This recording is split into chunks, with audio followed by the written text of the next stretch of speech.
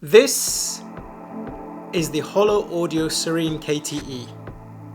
This is a pre-amplifier and headphone amplifier. This video required me ripping out my entire system to dig out this 9 kilogram unit for you guys for the review. Let's talk.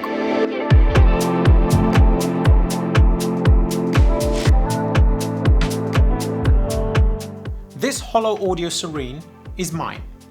It's purchased with my own money from my boy Cameron over at Golden Sounds. He reviewed a similar unit to this. I believe it might have been the L2 variant. Check out his review down below.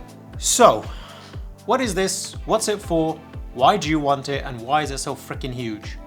First and foremost, this is a pre-amplifier.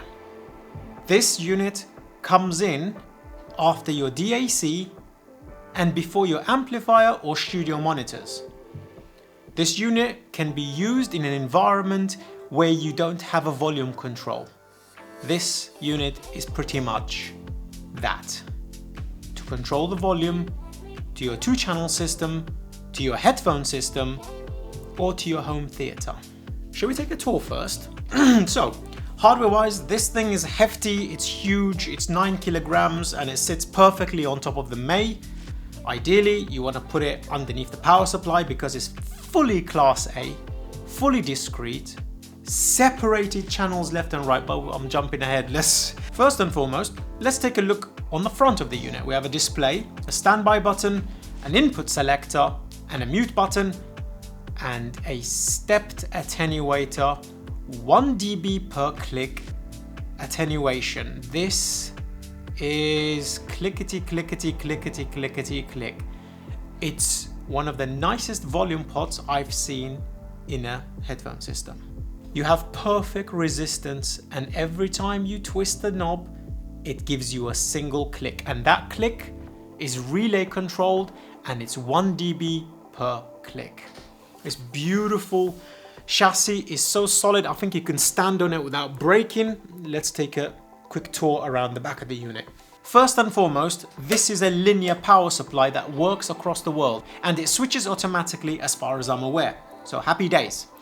Then we have 2 inputs balanced, 3 inputs single-ended RCA, and 1 output RCA. And this is where things get exciting. We've got 2 balanced outputs. This one is a regular out to your amplifier, studio monitors, etc. But this one is where things get interesting. Using an adapter, you go from 3-pin XLR female to 4-pin XLR. So ultimately, your beautiful pre for your 2-channel system becomes a headphone amplifier with 3 watts of power. We will talk about that section of it later on in the video. So that's the unit. As for accessories, we get this. This is a machined aluminium sandblaster, which feels like remote control that you could probably club someone to death with. Listen to the clicks. Little bit rattly, but designed perfectly. Just don't yeet this across the desk because you could really do some serious damage. I don't know which I prefer more, that one or the remote in the 23R from Enloom. That thing was freaking insane.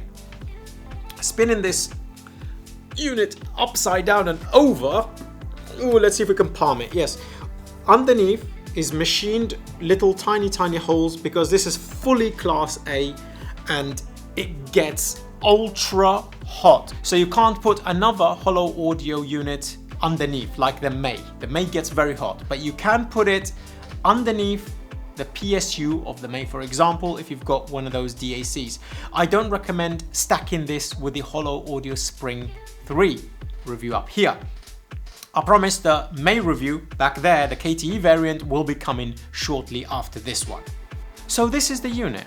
Fully discrete, Class A, left and right channel separated, filters, resistors, beautiful internals. But what does it mean? What does that mean to you and me? who really don't care about the engineering beyond the courtesy. Well, first and foremost, why don't we talk about placement?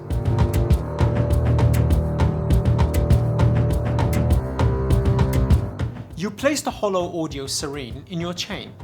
Your chain will start with your source, which is basically your computer, your streamer, etc.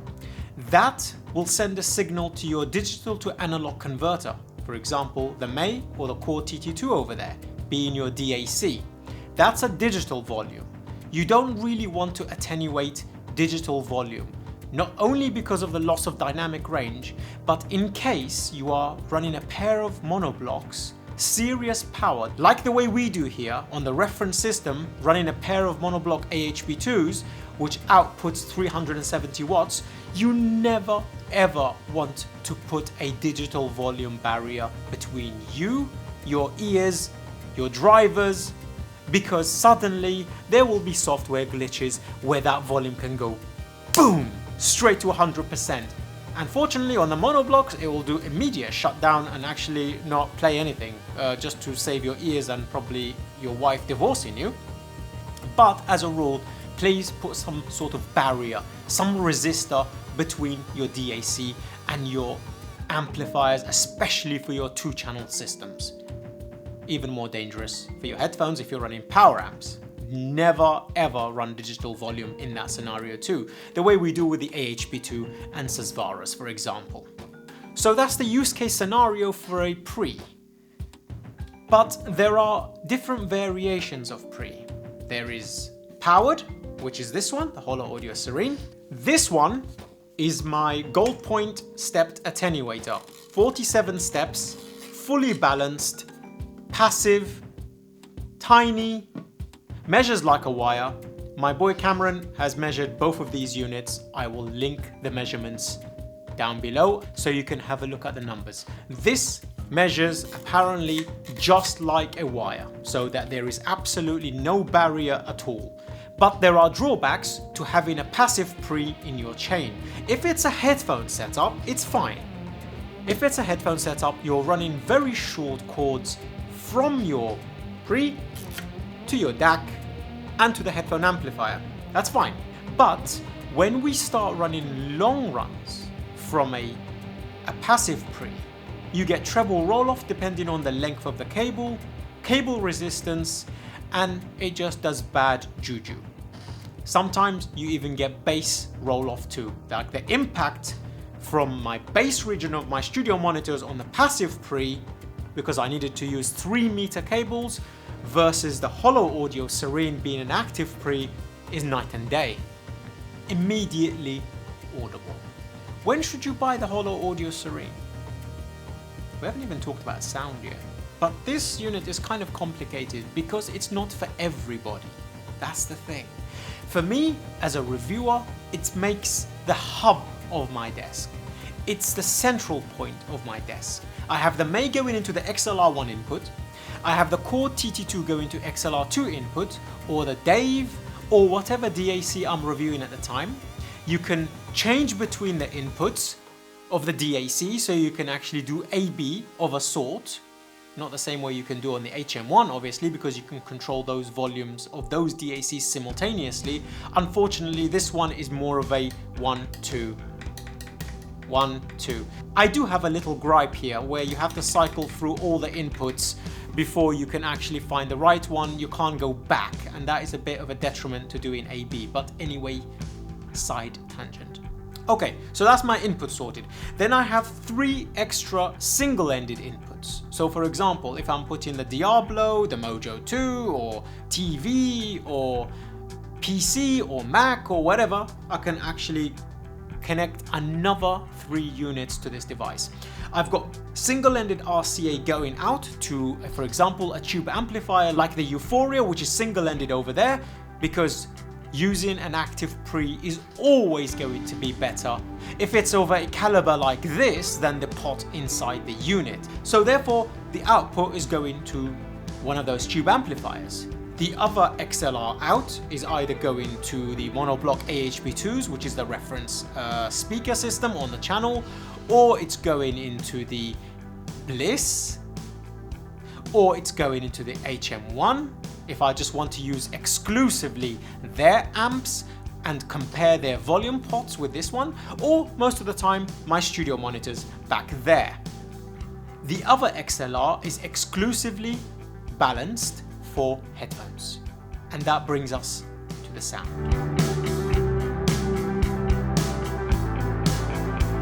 You might ask me, Koji, okay, you've got some of the best systems for headphones behind you.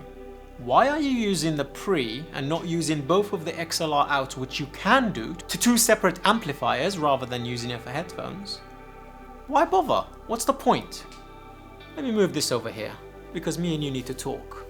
Currently I am reviewing the HM1 from Zahl, an €8,500 amplifier.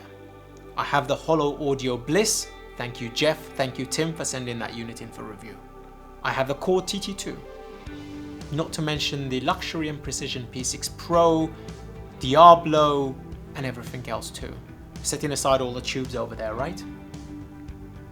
The Holo Audio Serene tonality for headphones is such, when I put the atriums on it, me and Cam had the listening session. I purchased this unit within 2 days of hearing it. Of all the amplifiers behind me tonally, not performance, because there are caveats, obviously, this is a Pre. Excluding Susvara's and 1266, genuinely, you can actually take this word away with you. The Serene is my favorite headphone amplifier for sound. Its tonal balance is perfect. It's either so transparent, all you're getting is in the instrument, or it's so liquid and seductive, especially something like Atrium, where you just fall into the music. It's like liquid glass, but yet tapered and soft. And it's neither warm, nor cool, nor analytical, nor overly musical, nor dry, nor overly euphoric. It's a liquid tonic of sound. Genuinely, if I did not have Susvara's 1266, and if I wasn't going to be reviewing Expanse and Stealth from Dan Clark and having to concentrate on those things, the Holo Audio May, Serene, and Bliss would be the most perfect setup for headphones, 2-channel system, and cover everything including studio monitors. And then all the other RCA inputs would cover your TV and stuff too. This unit is gold, legitimately gold. It's proven itself time and time and time again. It completely disappears when you want to put it into a speaker system like I have my studio monitors behind me, or overly highlights the best experience for a headphone such as Atrium in-ear monitors that are being ran balanced, because you can't do single-ended on this. This has turned into a bit of a headphone review and is supposed to be a Pre, but for Pre, it's the best I've heard bar one, possibly. And I would only take that side by side. I'm going to come to that at the end of the video. That's the HM1. There's a lot to discuss there, so headbutt the notification icon so you don't miss the HM1 review.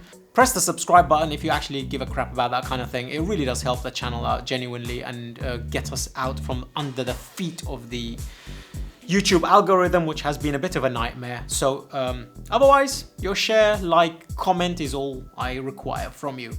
As a Pre, it works flawlessly. I don't have any complaints at all. It's turned into a bit of an ad, so I had to find something else in regards to this Serene that might be beneficial to you, which is basically the headphone part and all the input parts and all the functionality, because as a Pre, it works so wonderfully well. I don't know why you would buy anything else if your system is of the high-end caliber. It measures ultra well. It's ridiculous.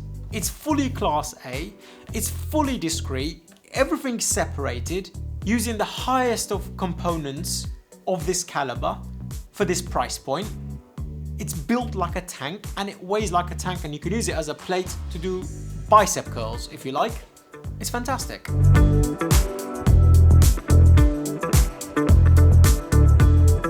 let's be realistic and actually break down the sound characteristics properly the way we do here. First of all, the Serene as a pre on a 2-channel system.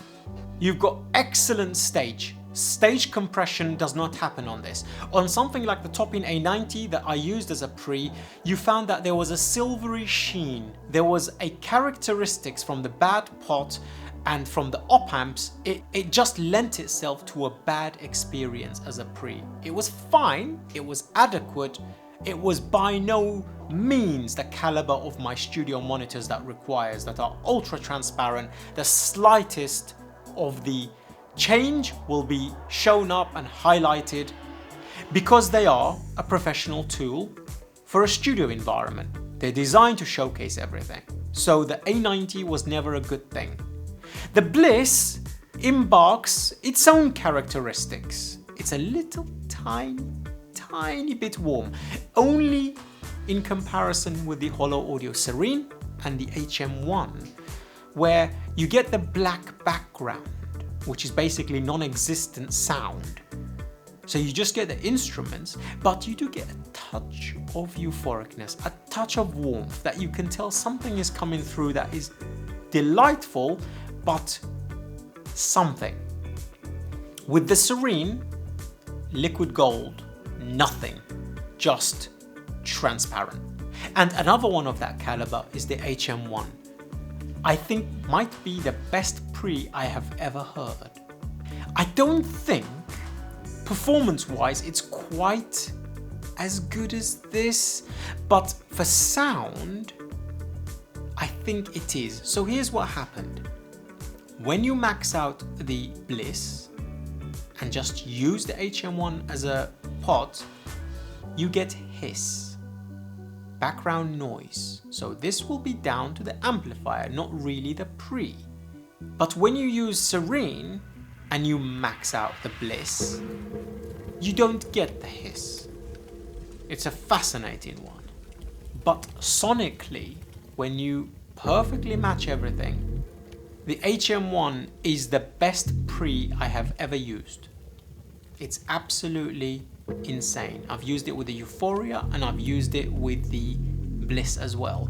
And the ability that amp has to be able to adjust the stage and do full analog EQ for bass and treble, you'll see in the review. It's coming shortly, I promise.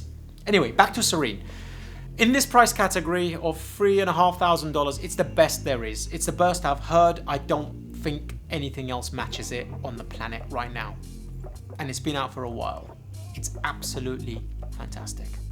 And as a headphone amp, barring Susvara's, Dan Clark's Stealth, Expanse and 1266, at low volumes it's okay obviously. It doesn't have enough current. It doesn't have enough oomph for those headphones. This is not designed for those. But for everything else I have thrown at this pre, it wins again and again and again.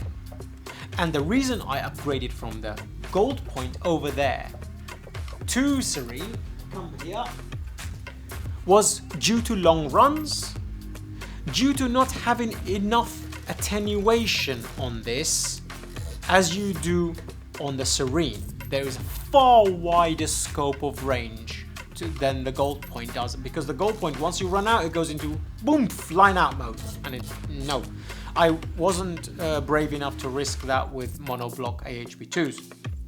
So Serene it is. And not only that, the amount of inputs on this is limited. We've got one XLR balanced in, I needed 2 or 3 all the time, and 2 out, which that part's adequate, I suppose, not too bad. If I get 3 on this one of them turns into a headphone amp, so happy days.